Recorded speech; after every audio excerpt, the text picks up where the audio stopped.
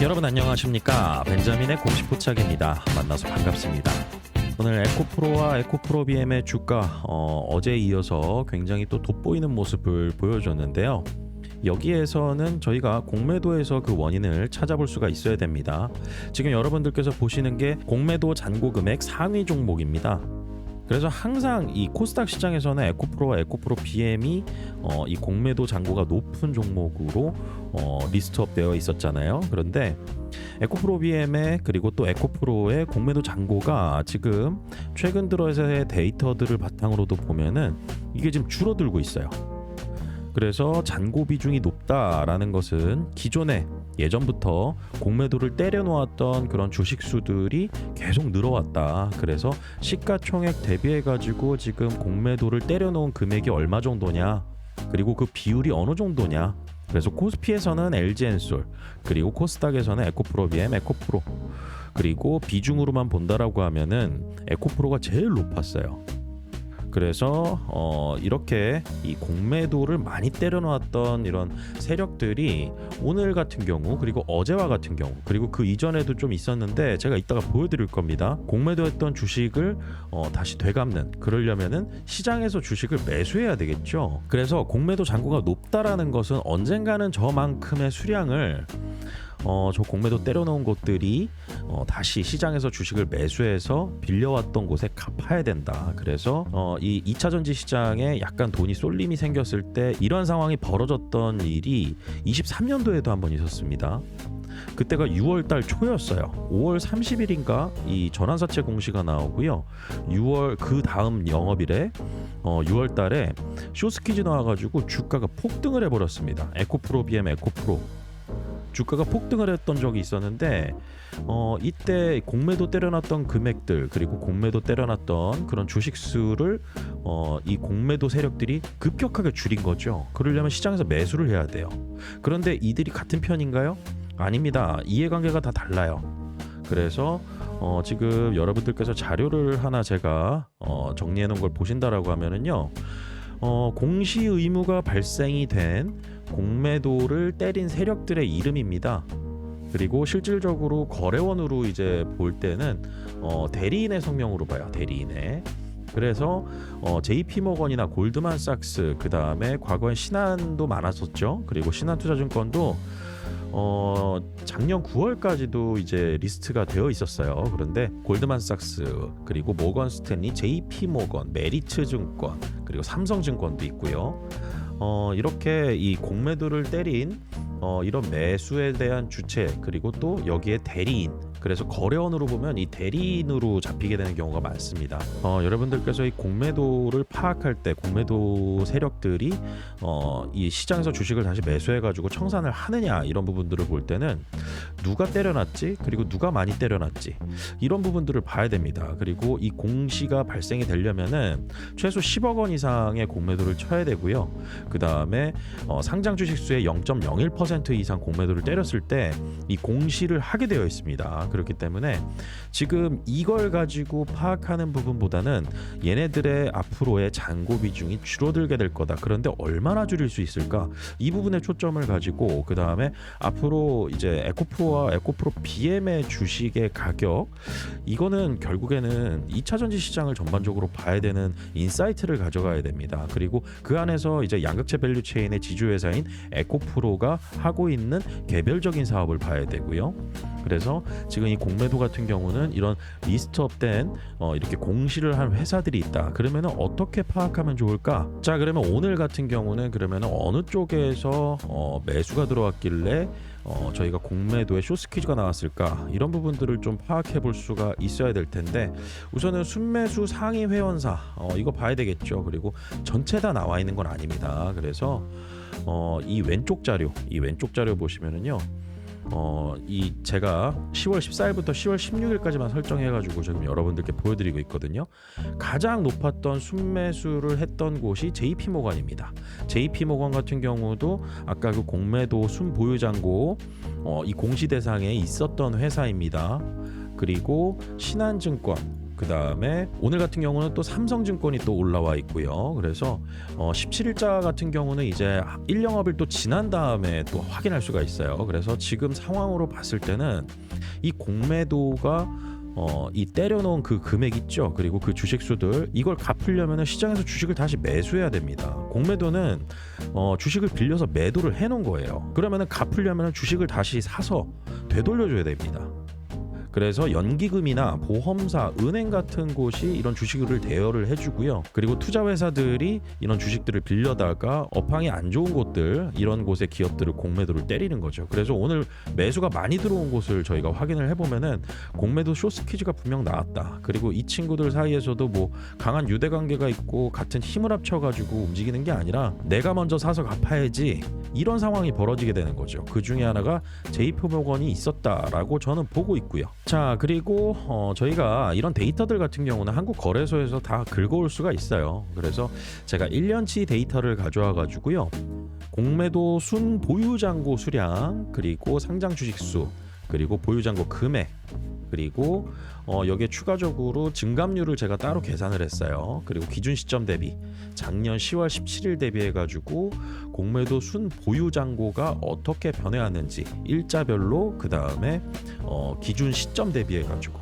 그래서 왼쪽 차트 보시면은요, 제가 이거 엑셀로 그려가지고 지금 여러분들께 보여드리는 거거든요. 그런데 이 그림에서 어떻게 저희가 해석을 해볼 수가 있느냐, 이때가 10월 17일입니다. 10월 17일, 그리고 24년도예요. 24년도부터 해서 이 기준점 대비해 가지고 공매도 순 보유 잔고가 계속 줄어들었죠. 계속 줄어듭니다. 이 줄어들었을 때는 왜 그런 일이 발생할까요? 주가가 빠져야죠. 주가가 내려가면은 공매도한 곳은 수익을 봅니다. 그래서 내가 만약에 어떤 기업의 주가에 1,000원에 공매도를 때립니다. 그런데 주가가 500원으로 빠져요. 그러면은 저는 1,000원에 매도를 해서 돈을 챙겨놨죠. 그리고 500원까지 빠지면은 이 500원으로 주식을 매수합니다. 매수해서 빌려온 곳에 다시 갚기만 하면 되는 거예요. 그러면 공매도 잔고가 자꾸 줄어든다라고 했을 때 두 가지가 있습니다. 숏 커버링을 할 때가 있고 숏 스퀴즈가 될 때가 있습니다. 숏 스퀴즈는 갑작스럽게 이 주가가 이렇게 올라가게 되는 그런 배경이 될 수도 있는 거잖아요. 그런 상황이 벌어질 수도 있는 거고, 그리고 여기에 트리거가 됐던 게 이제 한미 관세 협상 관련해 가지고 타결 시점이 임박했다라고 하는 그런 재료들도 좀 올라왔었고, 그래서 관세 불확실성으로 인해서 대표적으로 피해를 받았던 그런 업종들 중에서 자동차하고 2차 전지가 있었습니다. 그런데 이렇게 이 공매도 잔고, 순 보유 잔고가 줄어들게 됐을 때는 이게 어떤 시점이었느냐, 차트 보면서 좀 말씀을 드릴게요. 24년도 10월 17일 날부터 해서의 이 주가 있죠. 이때가 쭉 주봉으로 보면은 쭉 빠지는 시기였습니다. 그리고 25년도 1월까지 해서 쭉 빠지기 시작했는데 이게 뭐였었냐면 이 트럼프 당선되면은 인플레이션 감축 법안 폐지하겠다라 그랬잖아요. 그리고 이 트럼프가 당선이 되는 거에 대한 트럼프 리스크, 이게 발생이 되면서 친환경차에 이제 보조금 지급하는 거나 이런 것들이 이제 없어질 수도 있다라는 그런 불안감 때문에, 그리고 여기에 대한 노이즈 때문에 주가가 하락해 왔어요.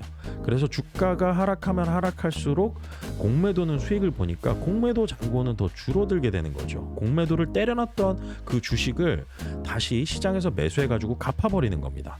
이때 공매도들이 수익을 많이 봤죠.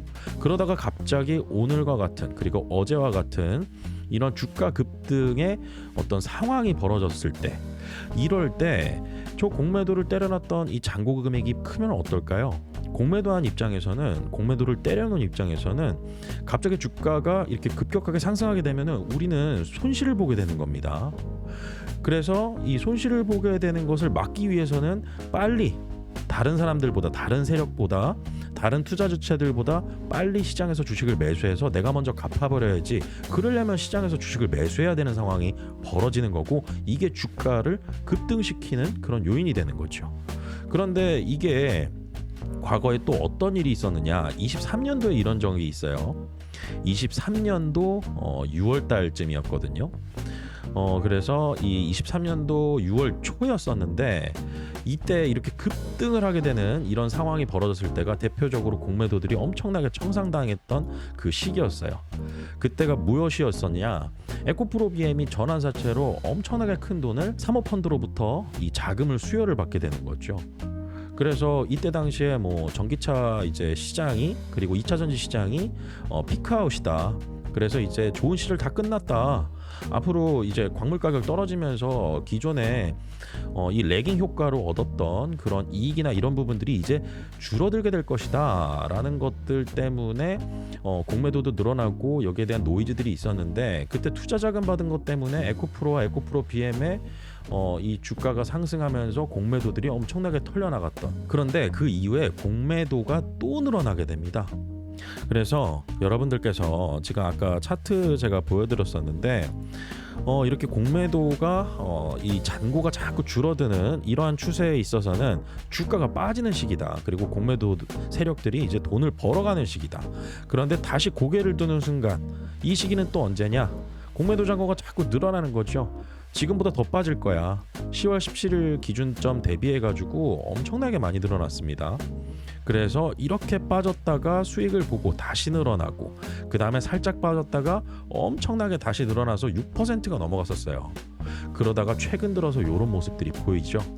이런 모습들의 시그널, 갑자기 이렇게 고점에서 꺾이는 요때가 주가 급등의 시그널이 될 수 있는 공매도의 세력으로만 봤을 때 이런 부분들입니다. 그리고 급작스럽게, 이건 일별이거든요. 이거 지금 보시면은 날짜가 언제냐면은 25년도 3월 31일이에요. 이건 일자별이거든요. 그래서 1일날 공매도 잔고하고 2일날 공매도 잔고가 얼마나 늘었었느냐. 그래서 1일날 공매도 잔고가 만약에 10주였다면은 2일날 공매도 잔고가 12로 늘어났어요. 그러면은 20% 증가된 거예요. 이런 모습을 보여주는 겁니다. 그러면은 이렇게 갑자기 크게 급등했을 때, 이렇게 갑자기 많이 올라갔을 때, 이때가 아까 언제였어요? 25년도 3월 30일이었죠. 그래서 이때 주가 한번 볼까요? 그래서 당시의 주가를 이제 3월 31일 날 이렇게 보게 되면은요, 종가가 마이너스 12.85% 빠졌습니다. 공매도를 엄청나게 때려놓고 공매도 잔고도 늘어났다라는 거죠. 그래서 이 공매도에 의해서 에코프로나 에코프로 BM의 주가는 굉장히 영향을 많이 받았었는데, 그 영향이 되돌려서, 다시 말해서 상황이 역전된 거죠. 역전돼서 공매도 세력들이 주가가 갑자기 급등하게 되는 상황이 벌어질 것 같으니까 너도 나도 먼저 빨리 시장에서 주식을 매수해가지고 빌린 곳에 갚는 거, 그러면서 공시로 나오게 되고 저희는 그런 것들을 후행적으로는 확인할 수 있는데, 선행적으로는 어떤 고점에서의 꺾이는 그 시점 있죠. 이건 추세적으로 좀 나오는 경향이 있습니다. 그래서 여러분들께서 에코프로와 에코프로 BM에 투자하시면서 투자에 있어서는 체크해야 될 내용들이 상당히 많죠. 그 중에서 이 공매도 체크하는 것도 중요하지만은 결국 궁극적으로는 이렇게 공매도들이 주가가 올라가는 것을 막는다? 저는 에코프로와 에코프로 BM의 상황을 봤을 때는, 그리고 2차 전지 업황을 봤을 때는 충분히 공매도를 때릴 수 있을 만한 상황이었어요. 여러분들께서도 다 이해하실 겁니다. 이 실적 관련된 부분에 있어서도 실제로 일회성 어떤 수익이나 이런 부분들 제외하고 나서 실제로 순수하게 이 기업들이 하고 있는 사업만 가지고 본다라고 하면은 이거 지금 아직도 이 실적 개선이 일어나고 있는 상황은 아니에요. 그런데 어떤 기대감으로 이렇게 주가가 올라가고 펀더멘털이 받쳐주지 않을 때는 공매도들이 다시 고개를 들고 공매도의 잔고가 다시 늘어나는 시기가 온다.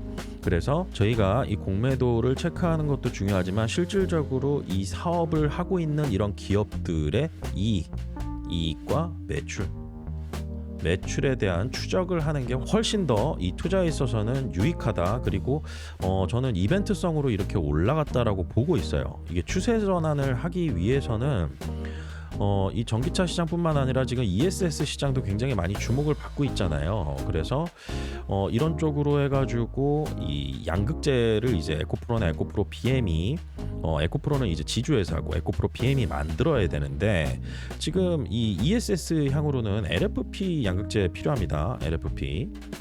그리고 그 이전에 이 주목을 받았던 에코프로 BM의 양극재는 무엇인가요? 바로 NCM입니다. NCM하고요. 에코프로 EM 있죠. 삼성 SDI와 합작법인 여기에 NCA 이거 두 개예요.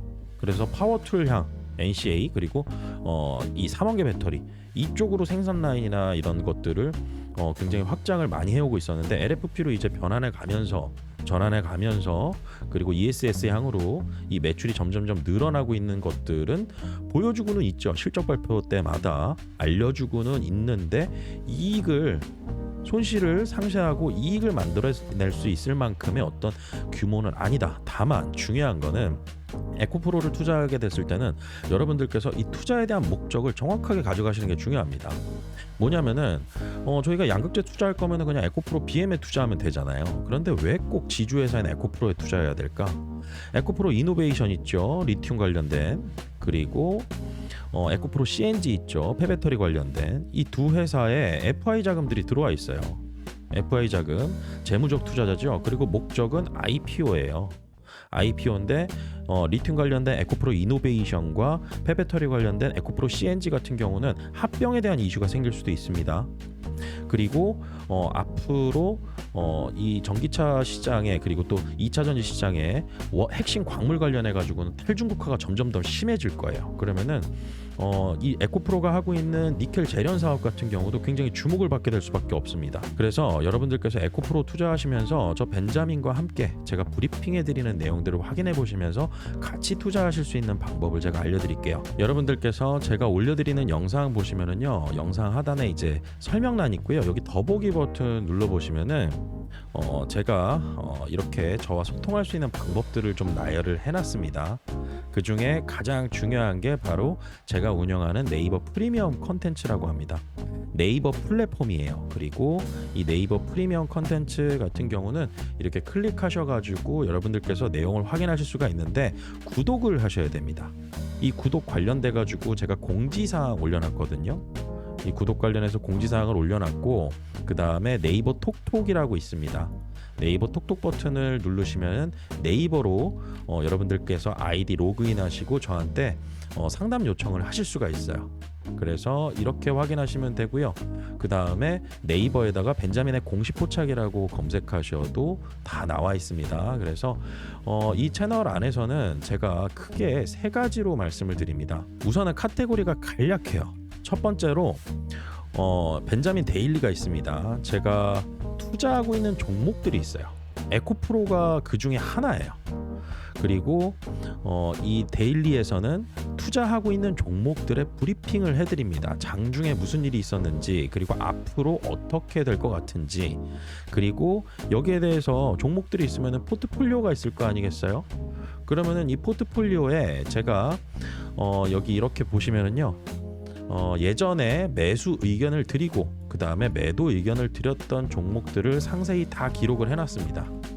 그래서 올해 1월부터 해가지고 어떤 종목을 매수했고 어떤 종목을 매도했었는지 그리고 여기에 대한 근거 자료는 다 남아있겠죠. 그리고 여러분들께서 에코프로를 이제 저와 함께 투자하시면서 제가 브리핑 드리는 내용들 확인하실 수도 있는데 그보다 더 중요한 거는 이제 또 제가 공시로 포착한 앞으로 주가가 상승할 수 있는 그런 예상이 되는 종목들 단기적인 접근을 하지는 않습니다. 종목 10개씩 드린 다음에 그 중에 하나 올랐다라고 말씀드리는 게 아니라 하나하나 콕콕 집어가지고요. 그 종목 들어가게 되면 포트폴리오에 담습니다. 포트폴리오에 담고요. 그 다음에 가지고 있는 포트폴리오는 입장하시면 여러분들께서 확인하실 수가 있어요. 그리고 여기에서 이제 제일 중요한 거는 오늘의 투자 액션. 오늘의 투자 액션에 있어서 이제 제가 9월 24일 날 한온 시스템 오늘의 투자 액션에서 한온 시스템을 매수 의견 드렸어요. 그래서 로그인하고 그 다음에 구독하면은 이 내용들을 확인할 수가 있겠죠. 그리고 실질적으로 23일 날 오늘의 공시로 제가 먼저 또 말씀을 드렸거든요. 그래서 내일 매수할 거다.